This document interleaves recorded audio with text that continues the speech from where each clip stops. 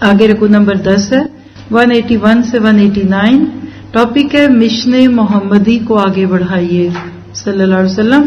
لقد سمع اللہ قول الذین، یقیناً اللہ تعالیٰ نے ان لوگوں کا قول بھی سنا. کن لوگوں کا؟ جنہوں نے کہا کہ اللہ تعالیٰ فقیر ہے اور ہم دولت مند ہیں. نعوذ باللہ. ان کے اس قول کو ہم لکھ لیں گے اور ان کا انبیاء کو قتل کرنا بھی، اور ہم ان سے کہیں گے کہ جلانے والا عذاب چکھو، یہ تمہارے پیش کردہ اعمال کا بدلہ ہے، اور اللہ تعالیٰ اپنے بندوں پر ظلم کرنے والا نہیں.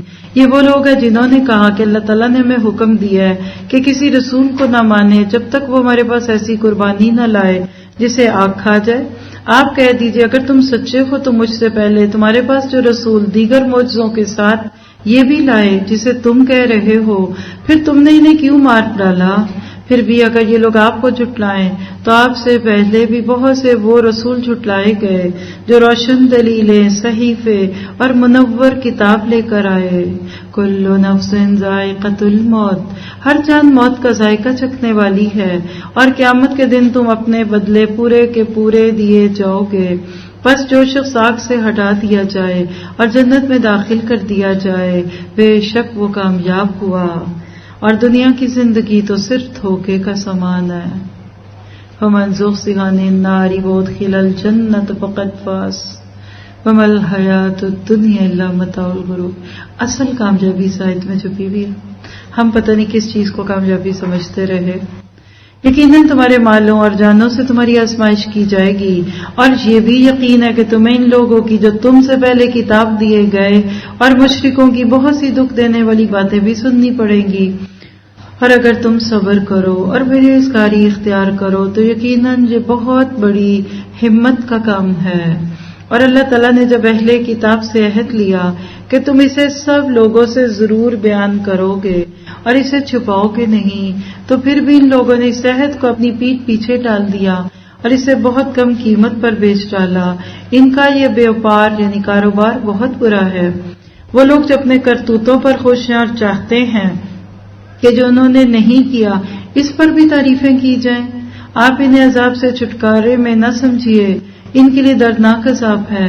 آسمانوں اور زمین کی بادشاہی اللہ ہی کے لیے ہے، اور اللہ تعالیٰ ہر چیز پر قادر ہے. کیا پتا چلا؟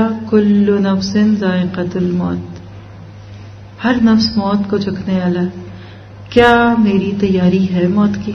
خود سے پوچھیے میری تیاری کیسی ہے. ہم تو موت کے لفظ سے ڈپریس ہو جاتے ہیں، دکھی ہو جاتے ہیں، پریشان ہو جاتے ہیں. عمل کے رویے نوٹ کیجئے گا. اللہ کی رضا کو پانے کے لیے کتاب الہی کی تعلیمات کو آگے پہنچانا ہے انشاءاللہ. رسول اللہ صلی اللہ علیہ وسلم کے پیغام کو پھیلانا ہے، صبر کرنا، اللہ کے احکامات تبدیل نہیں کرنے، حق بات کہنی ہے، جھوٹ نہیں بولنا، اور اللہ کو غنی اور خود کو فقیر سمجھنا ہے، اور اللہ ایسی گستاخیوں سے بچائے. اس کے بعد ہے جی آخری رکوع سورۃ آل عمران کا. رکوع نمبر 11 ہے 190 سے 200. اللہ کے نبی صلی اللہ علیہ وسلم جب صبح اٹھتے بغیر وضو کیے اپنی جگہ پہ بیٹھ کر اس رکوع کی تلاوت کرتے تھے. آج سائنس نے کہہ دیا کہ لیٹا بندہ ایک دم کھڑا ہو جائے تو ہارٹ اٹیک کا ڈر ہے. سنت سے پتہ چل گیا کہ لیٹے ہوئے تھے نا ساری رات آپ کا بلڈ ایسے تھا. اب تھوڑی دیر اس کو یوں کر کے بٹھائیے تاکہ آپ کے دل پہ بوجھ نہ آئے. کرنا کیا ہے؟ یہ ایک رکوع تو کیا ہے، غور و فکر کا مجموعہ ہے. مقصد حیات کائنات پہ غور و فکر، ترجمہ پڑھ کے اس پہ بات کرتے ہیں. ان فی خلق السماوات والارض، آسمانوں زمین کی پیدائش میں اور رات اور دن کے ہیر پھیر میں عقل مندوں کے لیے نشانیاں ہیں. کون ہوتے ہیں عقل مند؟ الذین یذکرون اللہ قیاما وقعودا، جو اللہ تعالیٰ کا ذکر کھڑے اور بیٹھے اور اپنی کروٹوں پر لیٹے ہوئے کرتے ہیں، اور آسمانوں اور زمین کی پیدائش میں غور و فکر کرتے ہیں اور کہتے ہیں کہ ہمارے پروردگار تو نے یہ بے فائدہ نہیں بنایا، تو پاک ہے، بس اے رب ہمیں دوزخ کے عذاب سے بچا لے. اے ہمارے پالنے والے، تو جسے جہنم میں ڈالے یقیناً تو نے اسے رسوا کیا، اور ظالموں کا مددگار کوئی نہیں. ربنا، اے ہمارے رب، ہم نے سنا کہ ایک منادی والا یعنی پکارنے والا، ایک منادی کرنے والا باواز بلند ایمان کی طرف بلا رہا ہے کہ لوگو اپنے رب پر ایمان لاؤ. پس ہم ایمان لائے. یا الہی اب تو ہمارے گناہ معاف فرما اور ہماری برائیاں ہم سے دور کر دے اور ہماری موت نیکوں کے ساتھ کر. اے ہمارے پالنے والے معبود، ہمیں وہ دے جس کا وعدہ تو نے ہم سے اپنے رسولوں کی زبانی کیا ہے، اور ہمیں قیامت کے دن رسوا نہ کر. یقیناً تو وعدہ خلافی نہیں کرتا. فاستجاب لهم ربهم، پس ان کے رب نے ان کی دعا قبول فرمائی کہ تم میں سے کسی کام کرنے والے کے کام کو، خواہ وہ مرد ہو یا عورت، میں ہرگز ضائع نہیں کرتا. اللہ آپ سب کی کوششوں کو بھی ضائع ہونے سے بچائے. تم آپس میں ایک دوسرے کے ہم جنس ہو، اس لیے وہ لوگ جنہوں نے ہجرت کی اور اپنے گھروں سے نکال دیے گئے اور جنہیں میری راہ میں ایذا دی گئی اور جنہوں نے جہاد کیا اور شہید کیے گئے، میں ضرور ان کی برائیاں ان سے دور کروں گا اور بالیقین انہیں جنتوں میں لے جاؤں گا جن کے نیچے نہریں بہہ رہی ہیں. یہ ہے ثواب اللہ تعالیٰ کی طرف سے، اور اللہ تعالیٰ ہی کے پاس بہترین ثواب ہے. تجھے کافروں کا شہروں میں چلنا پھرنا فریب میں نہ ڈال دے، یہ تو بہت تھوڑا فائدہ ہے. اس کے بعد کا ٹھکانہ تو جہنم ہے اور وہ بہت بری جگہ ہے. لیکن جو لوگ اپنے رب سے ڈرتے ہیں ان کے لیے جنتیں ہیں جن کے نیچے نہریں جاری ہیں اور ان میں وہ ہمیشہ رہیں گے. یہ مہمانی ہے اللہ کی طرف سے، اور نیکوکاروں کے لیے جو کچھ اللہ کے پاس ہے وہ بہت بہتر ہے. اللہ اب سب کی بھی مہمانی کرے جنتوں سے، اور جو لوگ دین کے نام پر ایک دوسرے کی مہمانیاں کرتے ہیں اللہ ان کی مہمانی کرے. یقیناً اہل کتاب میں سے بعض ایسے بھی ہیں جو اللہ تعالیٰ پر ایمان لاتے ہیں اور تمہاری طرف جو اتارا گیا ہے اور ان کی طرف جو نازل ہوا ہے اس پر بھی اللہ تعالیٰ سے ڈرتے ہیں، اور اللہ تعالیٰ کی آیتوں کو تھوڑی تھوڑی قیمت پر بیچتے بھی نہیں. ان کا بدلہ ان کے رب کے پاس ہے. یقیناً اللہ تعالیٰ جلد حساب لینے والا ہے. آخری آیت بڑی خوبصورت ہے، سورت پوری کا خلاصہ ہے. یا ایھا الذین آمنوا اصبروا وصابروا ورابطوا واتقوا اللہ. اے ایمان والو تم ثابت قدم رہو اور ایک دوسرے کو تھامے رہو اور جہاد کے لیے تیار رہو. لعلکم تفلحون، تاکہ تم فلاح کو پاؤ، مراد کو پہنچو. کیا پتہ چلا امت مسلمہ کو درپیش مسائل اور ان کا حل پڑھ رہے ہیں ہم اس پورے چوتھے بارے میں. شروع سے آج تک گنتے جائیے. ابھی اس رکوع میں سے جو آپ کو مجھے اپنے عمل کے نقطے ملے، پہلی بات ہے تہجد کے وقت اس رکوع کو پڑھنا ہے. فجر کی نماز سے پہلے اٹھنے کی کوشش کرنی ہے. اللہ تعالیٰ کی نشانیوں سے سبق لینا ہے، صبر کرنا ہے اور صبر سے مقابلہ کرنا ہے. حق کی خدمت کے لیے تیار رہنا ہے. دوزخ کے عذاب سے بچنے کی دعائیں کرنی ہے.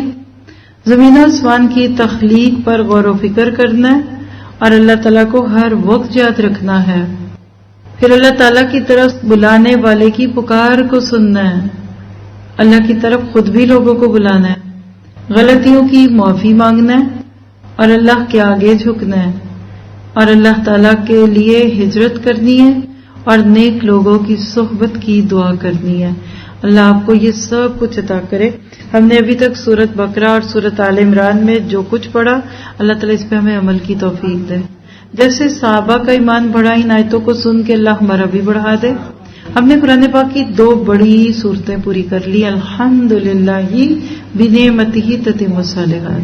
اب ہم شروع کریں گے تیسری لانگیسٹ سورہ، سورۃ نساء، جس میں پہلی 23 آیتیں اونلی اس پارے میں ہیں اور باقی انشاءاللہ ہم نیکسٹ پارے کی کل پڑھیں گے. چوتھی سورت ہے. مزے کی بات ہے کہ سورۃ نساء تو ہے قرآن میں، سورۃ الرجال کوئی نہیں. اللہ نے ویمن رائٹس دی ہیں. آپ کی صورت ہے. کل اپنی بیٹیوں کو لے کر آئیں، اپنی بہنوں کو لائیں، کیونکہ بہت سارے احکامات ہیں بالکل پارے کے شروع میں، نکاح کے اور طلاق کے اور کورٹ میرج ہو سکتی ہے کہ نہیں، اور ولی کی کیا ضرورت ہے، اور ابا نہیں مانتے تو کیا پھر بھائی کو منا لوں یا سو آن.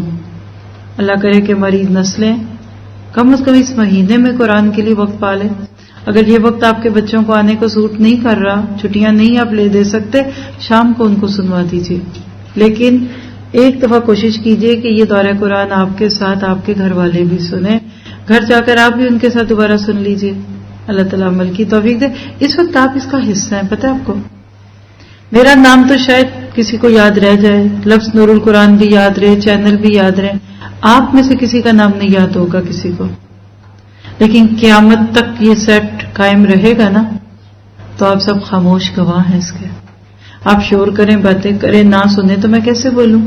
تو قیامت تک اللہ اس کا صدقہ جاریہ آپ سب کے نام اعمال میں ڈال دیں. آئیے شروع کرتے ہیں. بسم اللہ الرحمن الرحیم. یا ایھا الناس اتقوا ربکم الذی خلقکم من نفس واحدۃ وخلق منها زوجها وبث منهما رجالا كثيرا ونساء واتقوا الله الذي تساءلون به والارحام ان اللہ کان علیکم رقیبا. آپ نے یہ آیت کبھی پہلے سنی؟ آپ میں سے کس کس نے اپنی شادی کے دن یہ آیت سنی تھی؟ آپ تو اس وقت پارلر میں بیٹھی ہوں گی.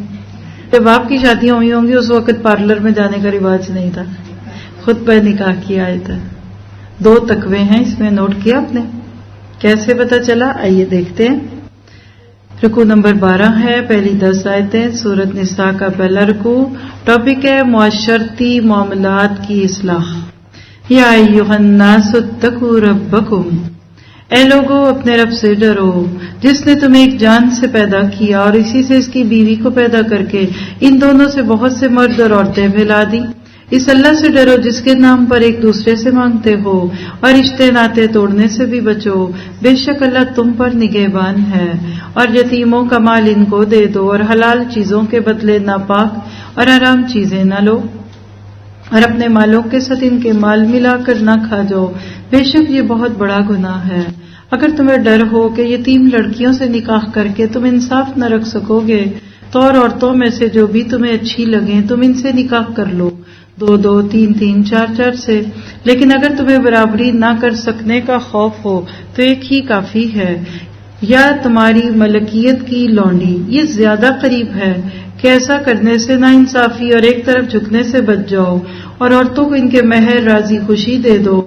اگر وہ خود اپنی خوشی سے کچھ مہر چھوڑ دیں تو اسے شوق سے خوش ہو کر کھاؤ پیو. بے عقل لوگوں کو اپنا مال نہ دے دو جس مال کو اللہ تعالیٰ نے تمہاری گزران کے قائم رکھنے کا ذریعہ بنایا ہے. ہاں انہیں اس مال سے کھلاؤ پلاؤ, پہناؤ اڑاؤ اور انہیں معقولیت سے نرم بات کہو اور یتیموں کو ان کے بالغ ہونے تک سدھارتے رہو اور آزماتے رہو. پھر اگر ان میں تم ہوشیاری اور حسن تدبیر پاؤ تو انہیں ان کے مال سونپ دو اور ان کے بڑے ہو جانے کے ڈر سے ان کے مالوں کو جلدی جلدی فضول خرچیوں میں تباہ نہ کرو. مالداروں کو چاہیے کہ ان کے مال سے بچتے رہیں. ہم مسکین محتاج ہو تو دستور کے مطابق واجبی طور سے کھا لے. پھر جب انہیں ان کے مال سونپو تو گواہ بنا لو. دراصل حساب لینے والا اللہ تعالیٰ ہی کافی ہے. ماں باپ اور خواہش و اقارب یعنی رشتہ داروں کے ترکے میں مردوں کا بھی حصہ ہے اور عورتوں کا بھی.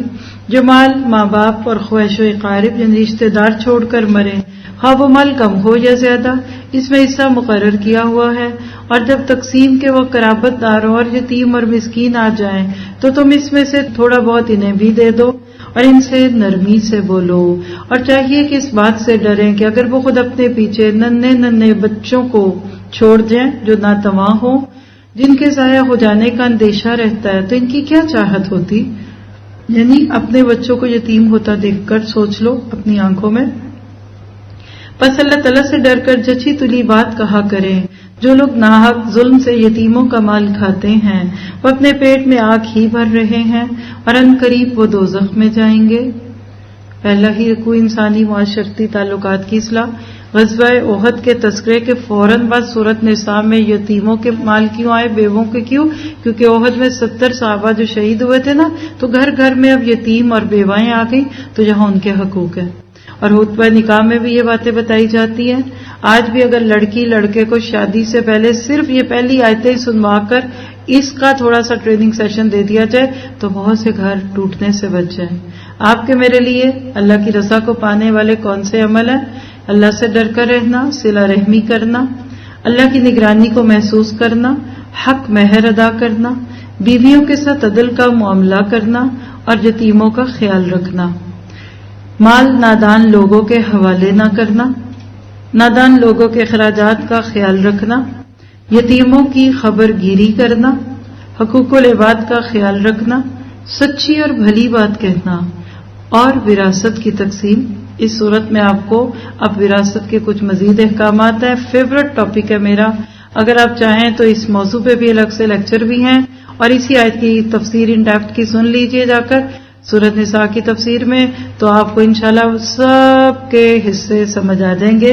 آئیے ذرا ترجمہ پڑھتے ہیں۔ رکوع نمبر 13 آیت نمبر 11 سے 14 11 to 14 وصیت کے احکامات۔ یوصیکم اللہ فی اولادکم، اللہ تعالیٰ تمہیں تمہاری اولاد کے بارے میں حکم کرتا ہے کہ ایک لڑکے کا حصہ 2 لڑکیوں کے برابر ہے، اور اگر صرف لڑکیاں ہی ہوں اور 2 سے زیادہ ہوں تو انہیں مال متروکہ کا 2/3 یعنی 2/3 ملے گا، اور اگر ایک ہی لڑکی ہو تو اس کے لیے آدھا ہے، اور میت کے ماں باپ میں سے ہر ایک کے لیے اس کے چھوڑے ہوئے مال کا 1/6 حصہ ہے، اگر اس میت کی اولاد ہو، اور اگر اولاد نہ ہو اور ماں باپ وارث ہوتے ہوں تو اس کی ماں کے لیے 3 حصہ ہے۔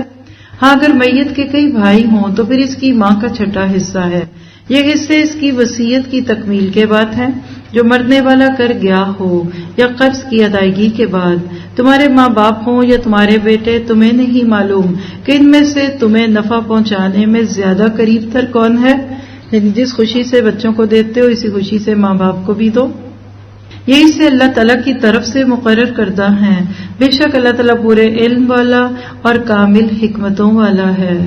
تمہاری بیویاں جو چھوڑ مریں اور ان کی اولاد نہ ہو تو آدھو آدھ تمہارا، اگر ان کی اولاد ہو تو ان کے چھوڑے ہوئے مال میں سے تمہارے لیے 1/4 یعنی 1/4 حصہ ہے، اس کی وصیت کی ادائیگی کے بعد جو وہ کر گئی ہوں یا قرض کے بعد، اور جو ترکہ تم چھوڑ جاؤ اس میں سے ان کے لیے 1/4 یعنی 1/4 ہے، اگر تمہاری اولاد نہ ہو، اور اگر تمہاری اولاد ہو تو پھر انہیں ترکے کا 8واں حصہ ملے گا، اس وصیت کے بعد جو تم کر گئے اور قرض کی ادائیگی کے بعد۔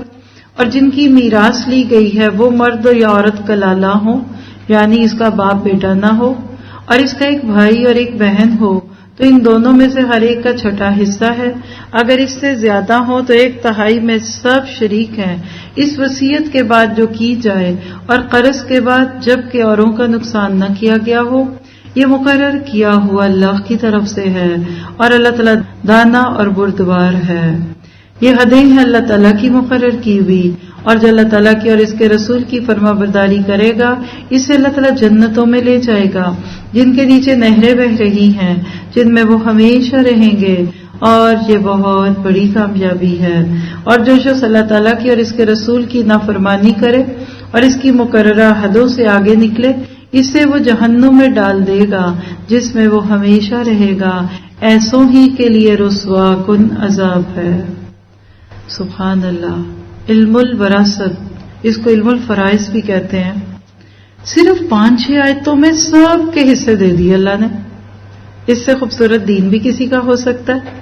تو کیا پتہ چلا؟ نبی صلی اللہ علیہ وسلم کی طرف سے صحابہ کرام کو اصول میراث سیکھنے کی تلقین کی گئی تھی، اور صحابہ اصول اور فرائض میں ماہر تھے، یعنی صحابہ کو وراثت کے مسائل بہت اچھی طرح سے سمجھ آتے تھے۔ یاد رکھیے علم الفرائض ہے، یعنی اس کا سیکھنا فرض ہے۔ اللہ کے نبی نے فرمایا، حضرت ابو ہریرہ سے روایت ہے کہ بے شک آدمی اور عورت 60 سال تک اللہ کی اطاعت میں نیک عمل کرتے رہتے ہیں، پھر انہیں موت آتی ہے تو وہ وصیت میں کسی کو نقصان پہنچا جاتے ہیں تو ان دونوں کے لیے جہنم کی آگ واجب ہو جاتی ہے۔ پھر ابو ہریرہ نے یہ آیت تلاوت فرمائی کہ وراثت کی تقسیم وصیت کے نفاذ اور قرض کی ادائیگی کے بعد ہے، اور وہ وصیت نقصان پہنچانے والی نہ ہو، اور یہ بہت بڑی کامیابی تک، یعنی آیت کے آخر تک۔ یہ ترمذی، ابو داؤد اور ابن ماجہ کی روایت ہے۔ آپ نے میں نے ان آیتوں کو پڑھ کر کیا سیکھا؟ نمبر 1، نیک کاموں کی وصیت کیجیے، اپنی زندگی میں اپنی وصیت لکھ لیجیے۔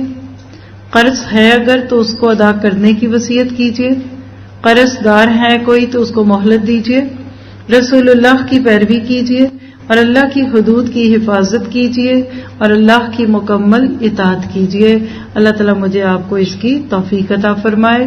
اس کے بعد آخری رکوع ہے پارے کا، رکوع نمبر 14 آیت 15 سے 22، اسلامی سزاؤں کی حکمت۔ اس کے بعد صرف ایک آیت پیچھے ہوگی، واللاتی یاتین الفاحشۃ من نسائکم، تمہاری عورتوں میں جو بے حیائی کا کام کریں ان پر اپنے میں سے 4 گواہ طلب کرو، اگر وہ گواہی دیں تو ان عورتوں کو گھروں میں قید رکھو یہاں تک کہ موت ان کی عمریں پوری کر دے یا اللہ تعالیٰ ان کے لیے کوئی اور راستہ نکالے۔ تم میں سے جو 2 افراد ایسا کام کر لیں انہیں ایذا دو، اگر وہ توبہ کر لیں تو ان سے منہ پھیر لو، بے شک اللہ تعالیٰ توبہ قبول کرنے والا اور رحم فرمانے والا ہے۔ اللہ تعالیٰ صرف انہی لوگوں کی توبہ قبول فرماتا ہے۔ دعا کریں اللہ مجھے آپ کو ایسے لوگوں میں شامل کریں جو بوجہ نادانی کوئی برائی کر گزریں پھر جلد اس سے باز آ جائیں اور توبہ کریں تو اللہ تعالیٰ بھی ان کی توبہ قبول کرتا ہے۔ اللہ تعالیٰ بڑے علم والا حکمت والا ہے، ان کی توبہ نہیں جو برائیاں کرتے چلے جائیں یہاں تک کہ جب ان میں سے کسی کے پاس موت آ جائے تو کہتے کہ میں نے اب توبہ کی، اور ان کی توبہ بھی قبول نہیں جو کفر پر ہی مر جائیں۔ یہی لوگ ہیں جن کے لیے ہم نے المناک عذاب تیار کر رکھا ہے۔ یا ایھا الذین آمنو، تمہیں حلال نہیں کہ زبردستی عورتوں کے ورثے کو لے بیٹھو، انہیں اس لیے روک نہ رکھو کہ جو تم نے انہیں دے رکھا ہے اس میں سے کچھ لے لو، اور بات یہ ہے کہ جو کوئی کھلی برائی اور بے حیائی کرے ان کے ساتھ اچھے طریقے سے رہن سہن کرو، یعنی بود و باش رکھو۔ گو تم انہیں ناپسند کرو لیکن بہت ممکن ہے کہ تم ایک چیز کو برا جانو اور اللہ تعالیٰ اس میں بہت ہی بھلائی دے دے، اور اگر تم ایک بیوی کی جگہ دوسری بیوی کرنا ہی چاہو اور ان میں سے کسی کو تم نے خزانے کا خزانہ دے رکھا ہو تو بھی اس میں سے کچھ نہ لو، کیا تم اسے ناحق اور کھلا گناہ ہوتے ہوئے بھی لے لو گے؟ یہ ہے وہ آیت جو حضرت عمر کے قصے میں نے آپ کو سنائی تھی کہ حضرت عمر نے حق مہر کی حق بندی کرنا چاہی تو ایک عورت نے آ کر یہ آیت پڑھ کے بتا دی کہ اللہ نے تو کہا قنطار دے دو، تو 500 درہم قنطار تو نہیں ہوتے، تو عمر نے کہا تھا کہ عورت مرد سے زیادہ فقیہ ہے۔ فرمایا تم اسے کیسے لے لو گے حالانکہ تم ایک دوسرے کو مل چکے ہو، اور ان عورتوں نے تم سے مضبوط عہد و پیمان لے رکھا ہے، اور ان عورتوں سے بھی نکاح نہ کرو جن سے تمہارے باپوں نے نکاح کیا مگر جو گزر چکا۔ یہ بے حیائی کا کام ہے اور بغض کا سبب ہے اور بہت بری راہ ہے۔ الا ما قد سلف، اس کو لکھ لیں۔ دین اسلام کا خوبصورت مزاج، گھڑے مردے نہ اٹھاؤ، پچھلی زندگی میں جو ہو گیا سو ہو گیا، تو اس رکوع سے آپ کو مجھے عمل کی کیا باتیں ملی؟ گناہوں کی معافی مانگیں، توبہ میں ڈیلے نہ کریں، موت کا انتظار نہ کریں، اپنی اصلاح کرتے رہیں اور توبہ میں جلدی کریں، برے کاموں سے بچنا، حقوق و فرائض کو سمجھنا، بے حیائی سے بچنا، اور اس میں لیزبین ہونے یا ہوموز ہونے کی سزا بھی مل رہی ہے۔ اللہ ہماری نسلوں کو اس پلیگ سے بچا دے۔ اب آخر میں صرف ایک آیت ہے جس کا تعلق اگلے پارے سے ہے، تو میں وہ آیت پڑھ دیتی ہوں، آیت 23، قوانین الہی کی پابندی۔ حرمت علیکم امہاتکم و بناتکم، حرام کی گئی ہیں تم پر تمہاری مائیں اور تمہاری لڑکیاں اور تمہاری بہنیں، تمہاری پھوپھیاں اور تمہاری خالائیں اور بھائی کی لڑکیاں اور بہن کی لڑکیاں، اور تمہاری وہ مائیں جنہوں نے تمہیں دودھ پلایا ہو، اور تمہاری رضائی بہنیں اور تمہاری ساس، اور تمہاری وہ پرورش کردہ لڑکیاں جو تمہاری گود میں یعنی سوتیلی بیٹیاں، اور تمہاری ان عورتوں سے جن سے تم مباشرت کر چکے ہو، ہاں اگر ان کے ساتھ تم نے مباشرت نہ کی ہو، کنایا ہے شوہر بیوی کے تعلق کا، تو ان لڑکیوں کے ساتھ نکاح کر لینے میں تم پر کوئی گناہ نہیں، اور تمہارے صلبی بیٹوں کی عورتیں بھی اور 2 بہنوں کا اکٹھا کرنا بھی حرام ہے، مگر جو ہو چکا سو ہو چکا، بے شک اللہ تعالیٰ بخشنے والا اور رحم کرنے والا ہے۔ اس رکوع میں اللہ نے محرمات کی لسٹ بتا دی۔ مرد کے ارد گرد رہنے والی عورتیں جیسے ماں، بہن، بیٹی، بھانجی، بھتیجی، ان سے نکاح حرام کیوں کیا؟ تاکہ گھر کا ماحول پاک رہے، ورنہ آپ اتنے سکون سے یہاں نہ بیٹھتی۔